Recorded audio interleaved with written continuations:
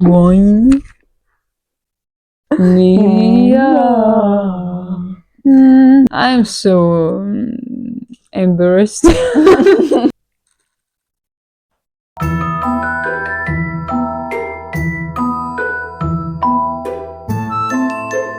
Gajo, aber tu gehst ჩვენ დღევანდელი ჩაწერა ასეც ღონება. რომელ დღესასწაულს? წაწერთ კომენტარებში. 5 3 2 1 დიახ. დღეს ჩვენ ჰელოუინთან დაკავშირებული რაღაცები უნდა გავაკეთოთ. საბუთად ახლა გითხარი შენ რომელ პერსონაჟს წარმოადგენ? აბა თქვენ მითხარით მე რომელ პერსონაჟს წარმოვადგენ? ამას გავიხდი?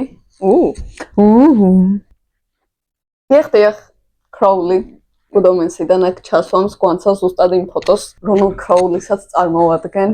აი ესე. კვანცა შენცად იქ დაბზრიალდი. მე ისა ვარ, მე კიდე უკბილო ვარ, თავიც ქემ, წყარებიც ქემ და კიდე კუდიც ქემ და ფრთებიც ქემ. ფრთებიც ქემ კონია? კი. მაგმენიშნა. ვაუ. მაშინ გადავიდეთ ფილმის გახსოვდა. Beetlejuice. განვიხილავს წინ ბარტონის Beetlejuice, რომელიც ქართულად ითარგმნება როგორც ითარგმნება ქართულად? ხოჭოს წვენი, ხოჭოს ლორწო. ვაუ. მოდი არ გვინდა ქართული დასახელება, იმიტომ რომ ამას რძენია ყოვლად. ჰელოუინთან დაკავშირებით გადავწყვეტეთ, რომ ესეთი ჰელოუინთან დაკავშირებული ფილმი გაგვხსენებინა. მართალია 1-2 კვირის, 3 კვირის მერე დავდებთ ამას, იმიტომ რომ ძალიან დატვირთული კალენდარი გვაქვს და მაგრამ ჰელოუინი ისეთი დღესასწაული არის ხოლმე, რომ აქტუალურობას ასე 2-3 დღეში არ კარგავს ხოლმე ისეთი რაღაცები. კი, განსაკუთრებით საქართველოში. ეს არის ფილმი გახსენება, ხო, ფილმის გახსენება და ეს რაღაც სიტყვა რო ჩავსვა. ჩემთვის არა, მე ამ კვირაში ვუყურებ ჯოს პირველად. მართლა? Yes. ამ ჩავთე უნდა მომემარაგებინა ბლოკნოტი და კალამი და პირველი მუსიკის აკორდი რო გაისმა, აი მაგ მომენტში გავაანალიზე, რომ ვრამელოდა წინ, იმიტომ რომ ძალიან მიყვარს ეს ფილმი არის ძალიან ნოსტალგიური ჩემთვის. ანუ ბავშვობასთან ასოცირდება, ანუ ბავშვობაში გაქვს ნანახი ეს ფილმი. ხო. საინტერესოა, იმიტომ რომ განსხვავებული დამოკიდებულება გვექნება, ანუ მე რადგან ნოსტალგია არ მაქვს ამ ფილმის მიმართ, ალბათ რაღაცებს სხვანაირად შევხედავ. ახლა რო ვნახე, საერთო რაღაცები დავიჭირე სხვა ფილმებთან. ხო, მაშინ არ მქონია და მოკლედ ახლა ვისაუბროთ. ეს მინდოდა უბრალოდ მეთქვა. იცი დავიწყოთ. ის ვთქვათ, რომ ტიმ ბარტონის ფილმია და ეს ის რეჟისორია, რომელიც ყოველთვის ჩანს რა.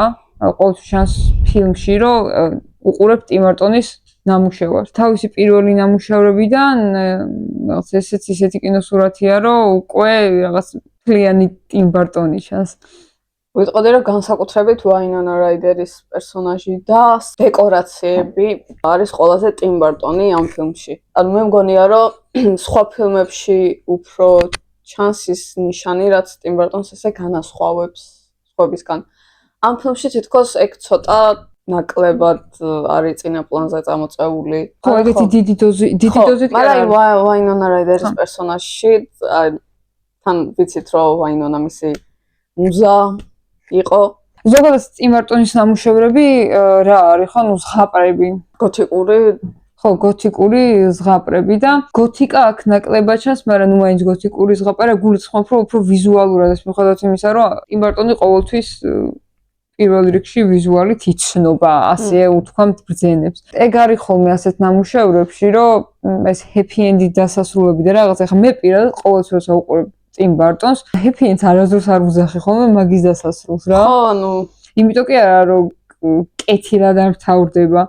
აი უბრალოდ არა რა ჰეპი ენდი, ნუ რაღაცას ეწერა IMDb-ზე, რომ ეს არის ფილმი, რომელსაც უბრალოდ უნდა უყურო და ის სიამოვნო და ზედმეტად გასაანალიზებელი არაფერი არ არისო და ზუსტად ვეთანხმები. ზოგადად ანუ ტიმ ბარტონის ფილმები ეგეთია, მაგრამ მგონია, რომ ის დანარჩენები თუნდაც ედვარდ სიზერჰენდი უფრო სხვანაირად შეიძლება, რომ ანალიზი გააკეთო და უფრო რაღაც სიღრმეებში ჩახვიდე და ეს მართლა მგონია, რომ იმისთვის არის, რომ იმ მომენტში იყო და იმ მომენტში დაჯდე და მართლა მთელი გულით და მთელი არსებით ის სიამოვნო, ის სამყარო და იმ სამყაროს მაცხოვრებლები, რომელსაც ეს ადამიანი გთავაზობს. გონების ძალიან დაძაბვას და ძალიან დატვირთვას, რაღაცებს ჩასვლას არ ითხოვს. თუ კი რამეზე გამომახვილა ყურადღება, ძირითადად იყო ვიზუალური მხარე, ამ მსგავსებებზე სხვა ფილმებთან.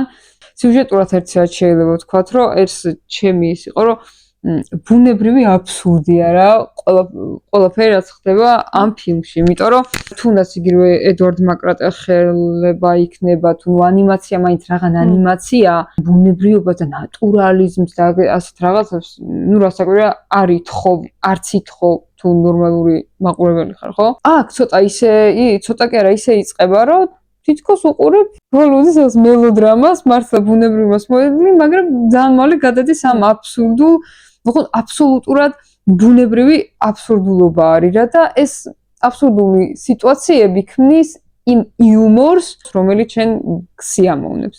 თვითონ ინციდენტიც, სადაც რეალურად იკურება კვანძი და სადაც იწყება ამბავი, ეგ მომენტიც რამდენად აბსურდულია იმ ხრივ, რომ კი, ანუ მართლა შეიძლება რეალურ ცხოვრებაში მოხდეს ეგრე და შეიძლება მოხდარიც არის, რომ რაღაც ერთი ძაღლის გადარბენის გამო და მე იმის გამო, რომ ძაღლი გადახტა ფიცრიდან და ისინი ჩაცვდნენ, შეიძლება მართლა მოხდეს ეგეთი რაღაც, იმიტომ რომ ვიცით როგორი აბსურდულია მართლა ეს სამყარო.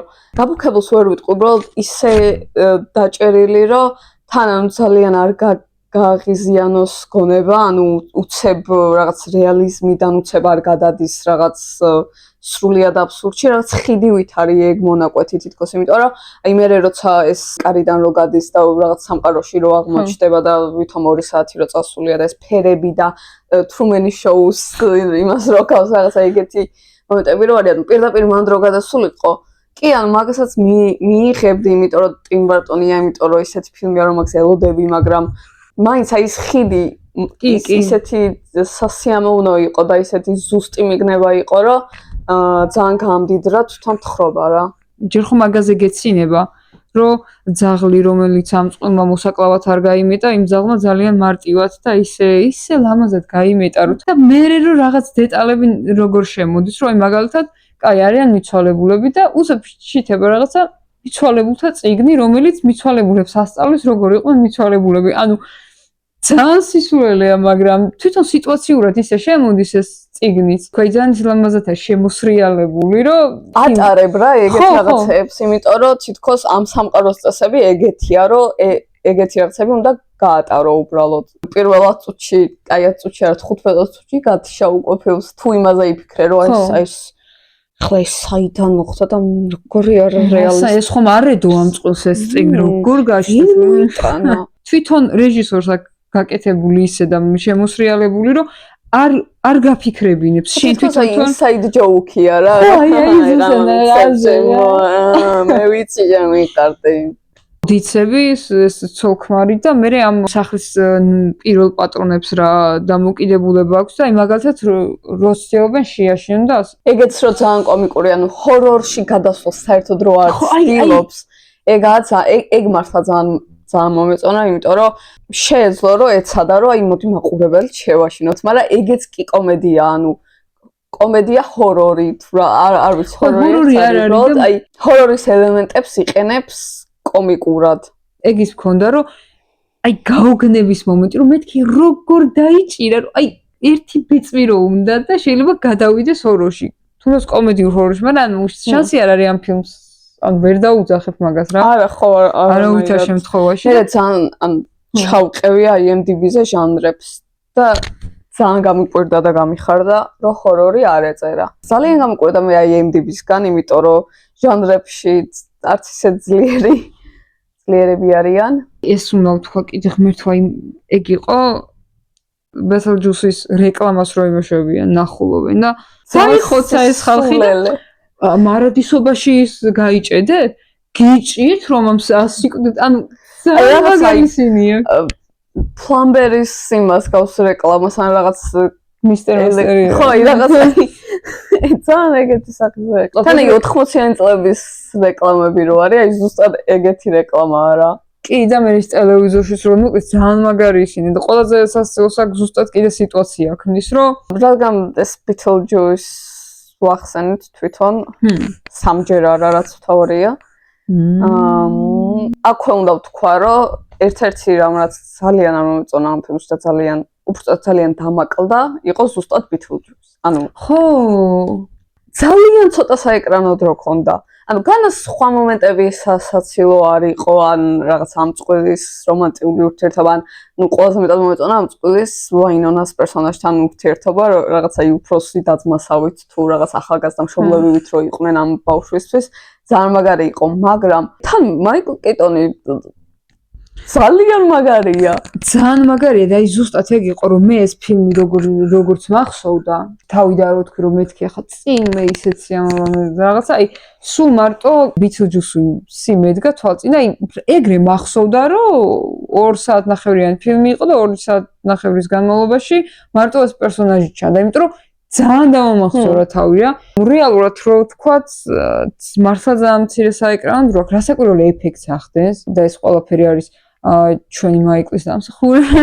თვითონ ამბავი რასაც ყვება იმის მიხედვითაც Beetlejuice არ არის ეს ფილმი რა. ხო, ზუსტად იმ წყვილზე უფრო არის ვიდრე Beetlejuice-ზე რაც. კი, ანუ სახლი რო დაერქმია, ის უფრო ის ხო, რაღაც სცენარისტების ბრალია, ასე ვთქვათ და ტიმ ბარტონი ნაკლებად არის ამაში დამნაშავე, მაგრამ ხო, რას მიკეთი ვინაცველი. ამ ხელა ტიმ ბარტონი მაგრამ სხვა შორის როჯერ ებერტის რეცენზიას გადავხედე.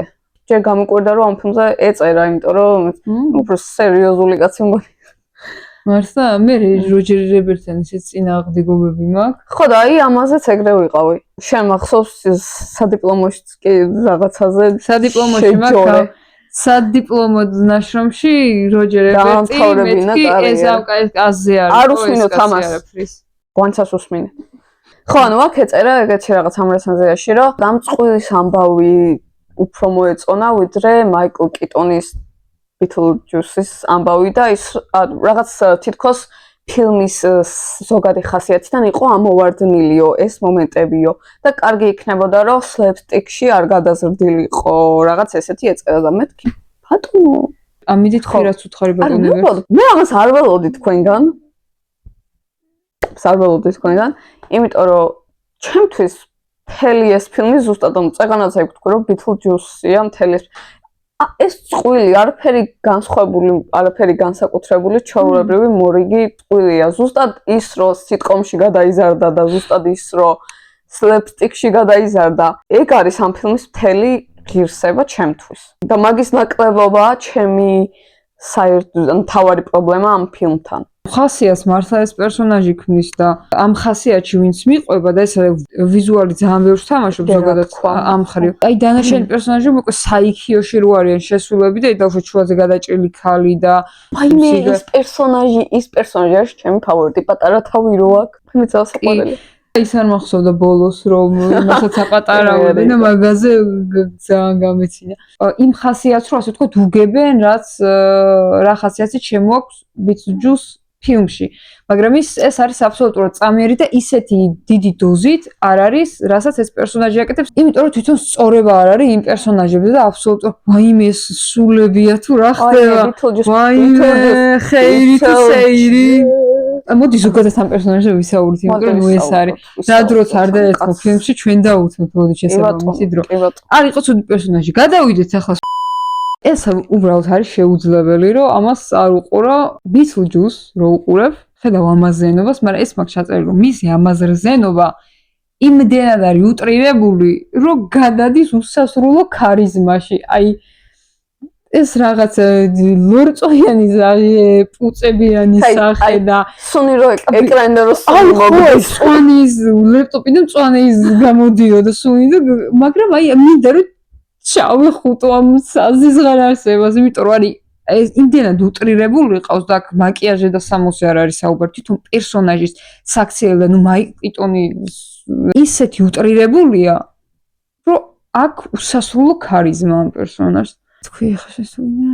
იმიტომ რომ მე რაღაც სხვა ქარიზმატული პერსონაჟი, მოკლედ სხვა ქარიზმატული პერსონაჟი მომაგონა და აქამდე მაგაზე არ დავფიქრებულა, მიუხედავად იმისა, რომ ის მეორე პერსონაჟი, ის ფილმი მილიონჯერ მაქვს ნანახი და ზეპირად ვიცი, ნუ ბავშვობაში კავშირი არასდროს თქვა. ეს არის ნიღაბი ჯიმ ქერის.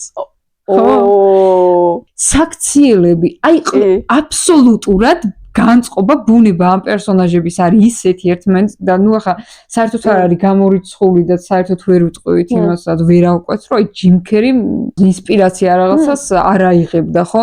ახლა რო ვუყურებდი ამ ფილმს, ვუყურებდი ნიღავს, ასე მეგონა განსაკუთრებით ქორწილის სცენაროა და თანახმახართო და მოიცადეო და უკან რო გამოვარდებო და თავის ლაპარაკს მე მინდოდა რომ ეს ერთადერთი ადამიანი ყოფილიყო ეს თავისთვის ლაპარაკი არის ყველაზე საყვარო აი მინდა რომ ჩაუბურჯდე ხო აი მაგ მომენტში შანსი თუ სხვა მომენტებში ვერ დაინახავთ ამ კავშირს მე მგონია რომ აი ეგ არის ის მომენტი სადაც აუცილებლად დაინახავთ კავშირს ამ ორ პერსონაჟს შორის ჩემ თავზე გაუბრაზი რომ აქამდე ეს რატო ვერ მოვტვინე მაგრამ ნუ არ მქონდა მაშინ ნახე ამდენჯერ და ერთხელ მქონდა ეს ფილმი ნახე სულთლიანად და მის კიდე მეორე კიდე ბევრჯერ მქონდა ნახე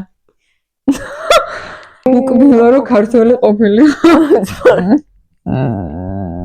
რათა გააგზავნა გეხოცა იმის გარდა რომ ძალიან საყვარელი იყო და ძალიან მართლა ამაზრზენი და საზიზღარი და ესეთი ამაზრზენი და საყვარელი აი ერთი რაც მახსენდება ის ძალიან სხვა დონეზე რა თქმა უნდა და ძალიან სხვა მხრივ არის ჯოკერის სისაზღვრე და მაინც რომ ძალიან გიყვარს. ოღონდ იმის სისაზღვრე და ამის სისაზღვრე ძალიან განსხვავდება ერთმანეთისგან. ბოროტ მოქმედი, იმიტომ რომ ამ ფილმის ბოროტ მოქმედი არის ბიტლჯუს რა თქმა უნდა. განსხვავდებიან, მაგრამ თან ძალიან მაგონებს ჯოკერს, იმიტომ რომ უფრო ჩემი ემოციები მაგონებს, ჩემს ემოციებს ჯოკერის მიმართ, იმიტომ რომ აი რაღაც თვითონ დამნაშავედ რო გრძნობ თავს, რომ აი ეს რატომ მომწონს კი არა მიყვარს. ის ანუ გარეგნულად ამაზე რზანი არ არის. რაღაც რო შეხედა გული არ აგერევა. ხო. და ამაზე გერევა გული და მაინც გიყვარს. ფიზიკური სისაზღვრეც გამოხატული არის ამ პერსონაჟში. გამოხატავს მის შინაგან წყოსის წყაბილწულობასა და მის შინაგან აყროლებას, მაგრამ ჩვენს ისეთი გვიყვარს როგორც არის, ჩვენს მივიღეთ, ჩვენ არ გვინდა შევცვალოთ იგი, იმიტომ რომ ჩვენს მართლა გვიყვარს იგი. ქალაქის მაკეტში რომ რაღაც sex buildings. მე თუ იქ რო აი და ეს რაღაცა მასე გოგონები რო არიან და რაღაცა და ეს რო შედის მოდი პაპასთან მოდი იმაზე ველაპარაკოთ ზოგადად ამ set design-ზე afterlife-ის set design-ზე რაღაც მომენტები იყო რომ ძალიან ექსპრესიონისტული დიზაინ დეკორაციები და ეს დახრილი დერეფნები და რაღაც უსწორმოსწორი აი დოქტორ კალიგარის ის იყო სეთი გადმოტანილი რაღაც მომენტში ზუსტად ძალიან გამახსენდა ჩემი კროულის სამშობლო ჯოჯოხეთი. გუდომენში როგორც არის გამოყვანილი უცნაური სიცარიელე, მაგრამ თან წონეფერი რო შემოდის რაღაც. და ძალიან საინტერესოა ეგ რომ ჯოჯოხეთთან ასოცირდება ეგეთი მწვანე ყვავილი და არა რაღაც აი წითელი ცეცხლოვანი. არაფრის არ გჯერა ამ ფილმში, რასაც უყურებ. ეს სიკვდილის მერე სიცოცხლე როგორი არის ტიმ ბარტონის ამ სამყაროში და ანუ მაგის იმეძას რო გიკრავს, რომ კაი მოვხდი ჯოჯოხეთში და ვიჯდები და მაწამოს და თუ 64-ში ხო რა აჯობებს მაგას და ის ბიუროკრატიული მანქანა რო იქაც რო არსებობს და გუდომეს ხო აი გუდომესის ის მანდას ღმერთთვის მოლოდინის ოთახი ვაიმე ხო ანუ აქ ხო ჯოჯოხეთი არ არის წარმოდგენილი რეალურად არც 64 უბრალოდ როგორც afterlife და მაინც ძალიან ჯოჯოხეთური როა მოთამაშეები ამერიკული ფეხბურთის მოთამაშეები ფოლოს როცა ყვავენ ან რენდომ გეგი ჩასმული მაგრამ ერთ-ერთი ყველაზე დასამახსოვრებელი ის ქალი თვითონ რა მაგარი ტიპია ანუ აი რაღაც ეფექტები რო ახსენეთ გარდა იმისა რომ ნუ პირველი გერმანული ექსპრესიონიზმი გახსენდება ასეთი ბუტაფორიები ბევრი რაღაც კი ყველაფერი რაც არის ამ ფილმში ამ ფილმში კიდე იმდენად არ მაგრამ შემდგომ ფილმებში ტიმ ბარტონთან გერმანული ექსპრესიონიზმის იცი რა გავს ძალიან ფერები დავუშვათ ვინც არის ის ფერებს აფერადებდნენ და ძირითადად იყენებდნენ 4 ფერს ეს არის ოქროსფერი ანუ ყვითელი მწვანე ხო ლურჯი რასაკვირველია და ვარდისფერი ზოგჯერ მაგრამ უფრო ის სამი ფერი რაც ტიმ ბარტონთან ხო ფერად ფილმებს იღებს რეალურად სულ ეს ფერები თამაშობს ხოლმე რა სულ ამ ფერებით აქვს თუნდაც წითელი ფერიც რო იყოს არის რაღაც აი ჭუჭყიანი წითელი და ეგეთი რაღაცა მახსენდება ნუ ანიმაციებიდან გამომდინარე უფრო მაგრამ რატო ანუ ედვარდ სიზერჰენდშიც ლურჯი მახსენდება ყველაზე მეტად ტიმ ბარტონთან დაკავშირებით. ოღონდ აი იცი რომელი ლურჯი, აი რო ღამდება და აი სავსე მთვარის ლურჯი რაღაც აი ეგ ასოცირდება ჩემთვის ტიმ ბარტონთან. არის ეგეთი ეპიზოდები თუნდაც ამ ფილმში ხო რაღაც ფერები, მაგრამ მაგასაც ხო ვიზუალური ეფექტისთვის იყენებს ნუ თავისებურად. აი ზოგადი ტიმ ბარტონი ზოგადი სამყარო რო თქვა ხო ახლა ვარდისფერი რავი თუნდაც ახლა ვენსდეიშიც ხო არის ხო აი არა ვარდისფერს მაინც ვერ არა აი რაღაცა წვანეს და გოთიკურ სიცივეს ნუ ვენსდეიში განსაკუთრებით გოთიკურ სიცივეს რო გრძნობ ანუ ამ ფილმში ეს სიცივე და რაღაც ამ ფილმში საერთოდ არ იგრძნობა ბიჭო ეს პირიქით ძალიან თბილი ფილმია ანუ ფერების მხრივ რა უფრო აი ვიზუალის მხრივ თუნდაც ის როგორი ანიმაციურია ოღონდ აი ტიმ ბარტონის ანიმაციის არა აი სადაც რაღაც უცნაურ ადგილას რო ხვდებიან და ეს მკვეთრი ლურჯი ფერი და მკვეთრი ქვიშის ფერი და იქ დიუნი გამახსენდა არ ვიცი მაგისგან თუ აიღო ინსპირაცია მაგრამ ის იმაზე ტიმ ბარტონი და ანიმაცია და ტიმ ბარტონი და მხატვრული ფილმი ეს ასე გასაგებია მაგრამ ერთმანეთში შეზელილი ასე გაკეთებული ეგეც ძალიან მაგრად იყო რა ეს კაცი მეგონი ვერ არის რაღაც სპეცეფექტები აი მაგალითად ნისლი ტიმ ბარტონის ფილმებში ნუ გასაგებია და იმიტომ რომ აქ გაკეთებული რეჟისორს რომ ეს ეფექტური ეპიზოდი შექმნა საყურებლად და რაღაცა ხო თითქოს ის ხმა რო გესმის ამ ნისლს როგორ უშვებენ ოღონდ ეს განა გაწუხებს ხო აი როგორც თეატრში რო ნისლი შემოდის თუნდაც რა და მაგ პირობითობას რო იღებ რო ანუ ამ ფილმში ეგ ქონდა ძალიან ბუნებრივად შემოყვანილი რომ აი ლიდია რომადის სხვენში პირველად და ხო კედლებს რო ფხეკენ და ამუშავებენ და ეს მტვერი რო იყრება და ეს კვამლი რო დგება მის უკან და ამოდის და ეს კვამლი იზრდება და მოყვება უკან რა ძალიან მაგრა ქონდა ეგ გაკეთებული ძალიან მაგრა ქონდა გადაწყვეტილი რომ ეს კვამლი ძალიან ბუნებრივად შემოიყვანა და თანამდროულად ეფექტი შექმნა ვიზუალური აი უმარტივესი გამჭრიახობით გრიმი უნდა ვახსენოთ აუცილებლად ოსკარი აიღო